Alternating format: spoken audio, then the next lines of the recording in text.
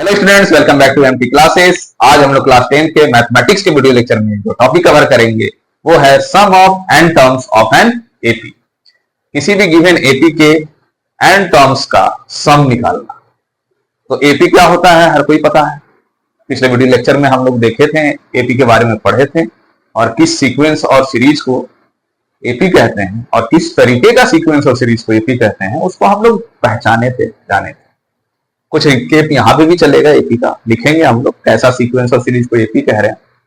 तो एक एग्जांपल से शुरू करते हैं कि सम किसी भी given number of terms of an AP का निकालते कैसे। तो बहुत इजी एग्जांपल ही लेंगे हम एपी का। तो हम लोग को पता था कि नेचुरल नंबर अगर हम लोग लें तो नेचुरल नंबर्स जो होते हैं वो भी एक एपी को शो करता है। उसी प्रकार से ऑड नंबर, इवन नंबर, ये आपके एपी को रिप्रेजेंट करते हैं। तो हम लोग नेचुरल नंबर को लेते हैं और ऑड नंबर को भी।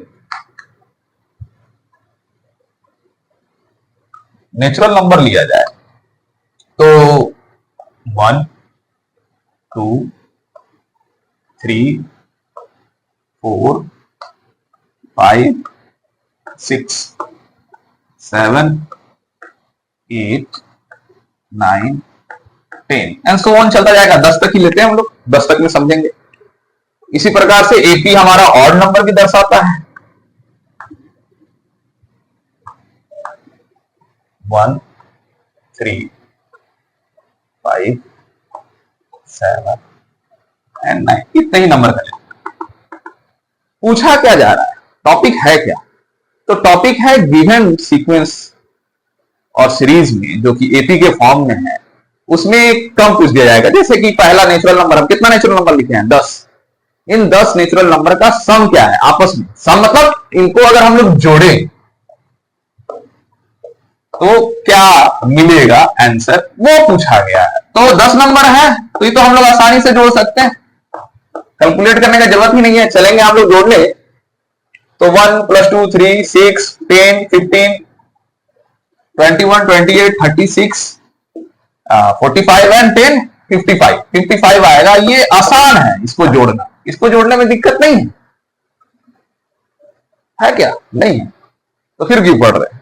अगर नंबर बहुत ज्यादा बड़ा आ गया, 100 नंबर का पूछा जाए, 1000 नंबर का पूछा जाए, कोई एपी दे दिया जाए, यहां तो कॉमन डिफरेंस तो एक ही है तो जोड़ना भी आसान हो गया। तब हम लोग क्या करेंगे उस केस में, जब ज्यादा लंबा चौड़ा नंबर पूछा जाए, थोड़ा उटपटांग सा एपी हो जिसमें कॉमन डिफरेंस ज्यादा हो, तब हम लोग उसके लिए एक फॉर्मूला निकालते हैं।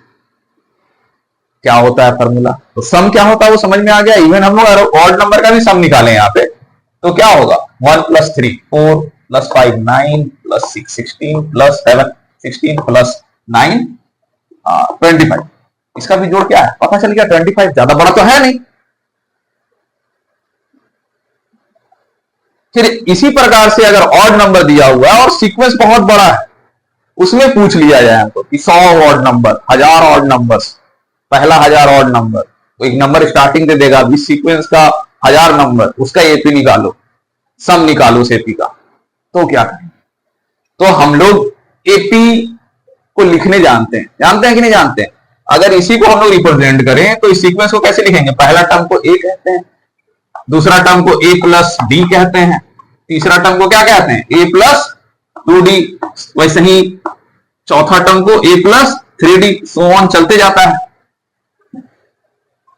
इसमें एक और चीज हम लोग सीखे थे कि nth टर्म निकालना हो, an निकालना हो, जिसको हम लोग लास्ट टर्म भी कह रहे हैं, तो इसको कैसे निकालते हैं? तो ये निकलेगा हमारा a + n-1 का d।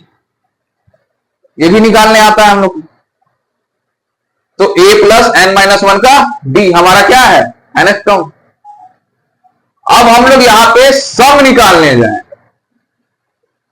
इस गिवन एपी का, तब हमारे पास जो फॉर्मूला आता है वो होता है Sn = n/2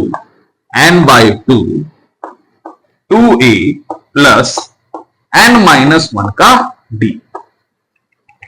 क्या है? n क्या है? Number of terms. a क्या है? First term. d क्या है? Common difference. ये sum of the given numbers of term का निकालने का फॉर्मूला होता है। एक और फॉर्मूला बनता है, चलो उसको भी साथ में लेके चलते हैं। एक और फॉर्मूला ये हो गया हमारा formula some of the given term निकालने का फॉर्मूला। दूसरा निकालने के लिए फॉर्मूला जो है हमारा वो है Sn। अगर हम लोग इसको छोटा करते हैं, अगर हम लोग को लास्ट टर्म पता हो तो एक और फॉर्मूला बनता है that is E plus L. L क्या है हमारा लास्ट टर्म, ये nth टर्म कहें तो। ये कैसे आया, तो एक काम करते हैं, एल की जगह हम लोग लिखते हैं उसका value n/2 a plus L की जगह क्या लिख सकते हैं a प्लस n-1 का d लिख सकते हैं। तो ध्यान से देखो a प्लस a 2a और ये n-1 का d n-1 का d है, मतलब वही फॉर्मूला है। यूज क्या किए, लास्ट टर्म अगर पता है तो लास्ट टर्म को डायरेक्ट डाल दो, छोटा हो जाता है फॉर्मूला, इस्तेमाल करने में आसान। जब लास्ट टर्म दिया हुआ हो तो यहां पे इंप्लीमेंट करेंगे हम लोग दोनों फॉर्मूला, इसको भी क्योंकि यहां पे लास्ट टर्म भी दिया हुआ है, इसको भी। तो पहला को इस्तेमाल करते हैं, क्या सही जो आंसर लिखे हम लोग इस फॉर्मूला के हिसाब से भी आ रहा है कि नहीं आ रहा है, और कैसे इंप्लीमेंट करना सीखना है वो भी देखते हैं। तो क्या क्या चीज चाहिए, n चाहिए, n क्या है नंबर ऑफ टर्म्स कितना है। दूसरा क्या चीज चाहिए a क्या है फर्स्ट टर्म। तीसरा चीज क्या चाहिए d क्या होता है कॉमन डिफरेंस। तो देखते हैं n यहां पे कितना है, कितना नंबर ऑफ टर्म का निकाले हैं, n है हमारा 10 टर्म का निकाले।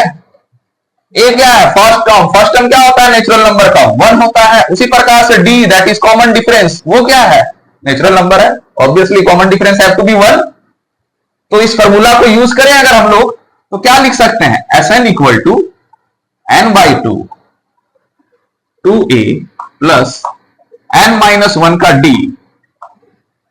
तो n क्या है हमारे पास 10/2 a 1 है, फिर से 9 डायरेक्ट लिख देते हैं, 10 है तो 9d क्या है 1। तो ध्यान से देखिए अगर तो ये 5 लिख सकते हैं काट के हम लोग, ये हो गया 2 plus 9 that gives you 5 into 11 55। तो आ गया ये, तो मतलब सही है। इसका इस्तेमाल कैसे करेंगे वो भी देख लिए हम लोग।